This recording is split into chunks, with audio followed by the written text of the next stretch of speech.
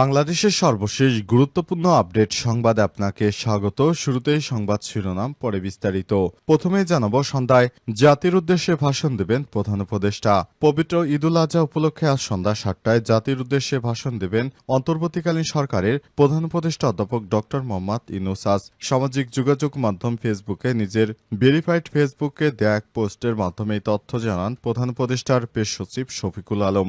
অন্তর্বর্তীকালীন সরকার দায়িত্ব গ্রহণের পর এর আগেও তিনি জাতির উদ্দেশ্যে ভাষণ দিয়েছিলেন পবিত্র ঈদ উল ফিতরের আগের দিন। এবার তিনি ঈদুল আজহারের আগের দিন একইভাবে জাতির উদ্দেশ্যে ভাষণ দেবেন, এমনটাই জানা যাচ্ছে।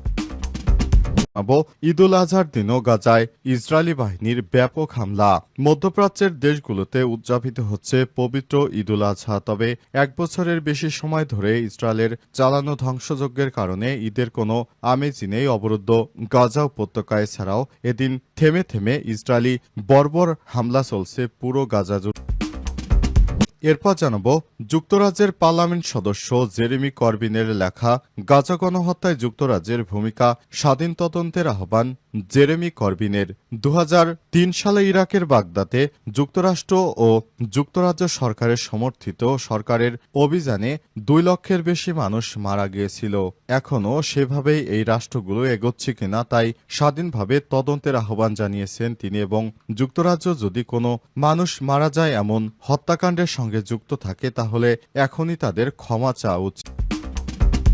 ট্রাম্প মাস্কের বাকযুদ্ধ, পাল্টাপাল্টি হুমকি, বন্ধুত্ব এখন অতীত। বিশ্বের অন্যতম ক্ষমতাধর দুই ব্যক্তি যুক্তরাষ্ট্রের প্রেসিডেন্ট ডোনাল্ড ট্রাম্প এবং বিশ্বের সবথেকে ধনী ব্যক্তি ইলন মাস্কের বিরোধ এখন প্রকাশ্যে, অথচ কয়েকদিন আগেও তাদের বন্ধুত্ব ছিল আলোচনার বিষয়। এরই মধ্যে ইলন মাস্কের শেয়ারের দাম কমে গেছে। তার প্রায় $৩৮ বিলিয়ন একদিনেই ক্ষতির সম্মুখীন হতে হয়েছে বিশ্বের শীর্ষ ধনী ইলন মাস্ককে।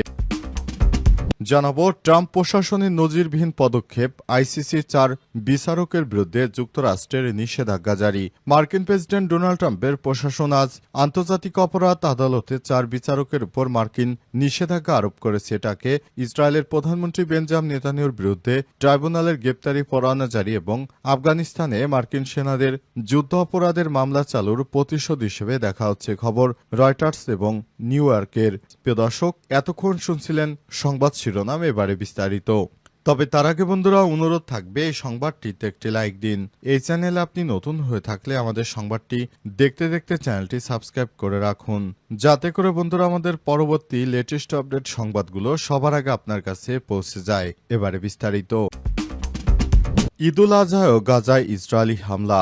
মধ্যপ্রাচ্যের দেশগুলোতে উদযাপিত হচ্ছে পবিত্র ঈদুল আজহা। তবে এক বছরের বেশি সময় ধরে ইসরায়েলে চালানো ধ্বংসযজ্ঞের কারণে ঈদের কোনো আমেজই নেই অবরুদ্ধ গাজা উপত্যকায়। এছাড়াও এমন দিনেও থেমে থেমে ইসরায়েলি হামলা চলছে।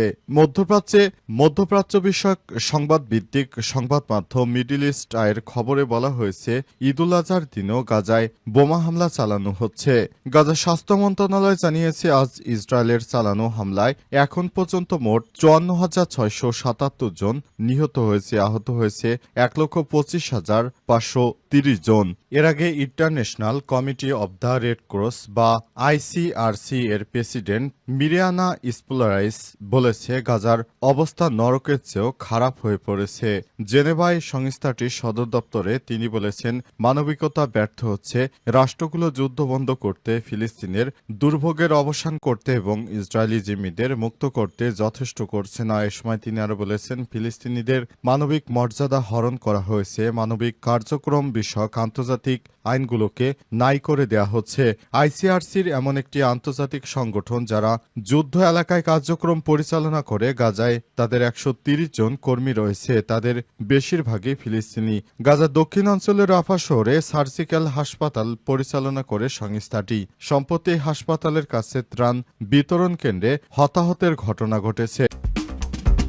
জাতির উদ্দেশ্যে ভাষণ দেবেন প্রধান উপদেষ্টা।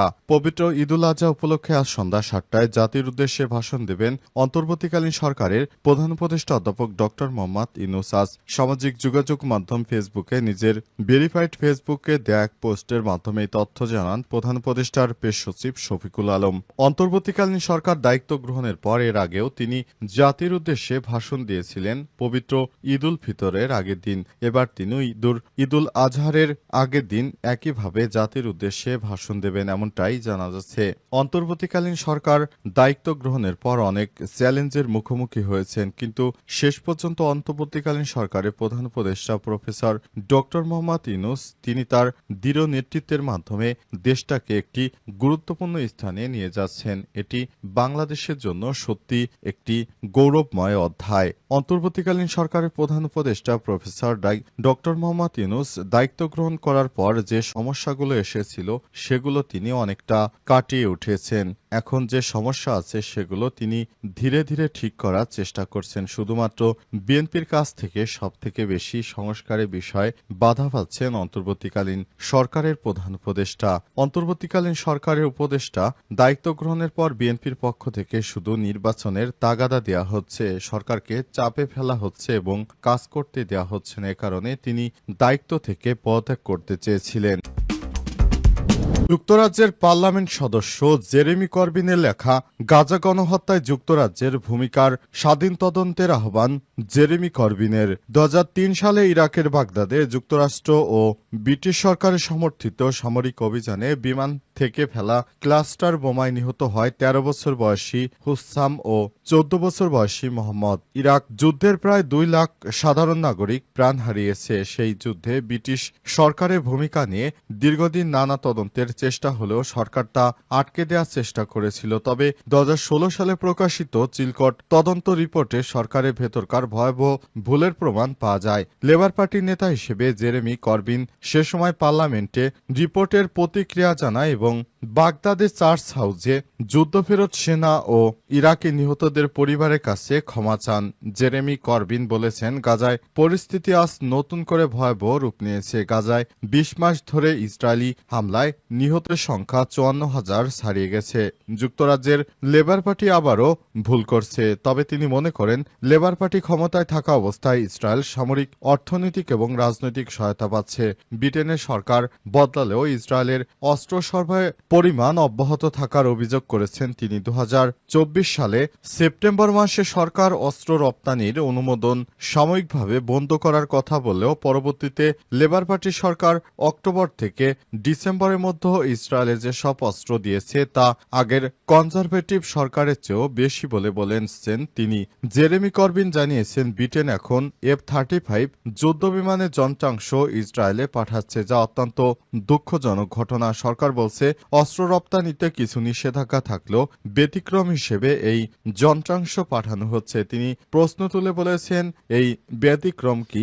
আন্তর্জাতিক আইন অনুযায়ী গণহত্যা ঠেকাতে দায়িত্ব থেকে ছাড় দিচ্ছে। এছাড়াও সাইপ্রাসে অবস্থিত ব্রিটিশ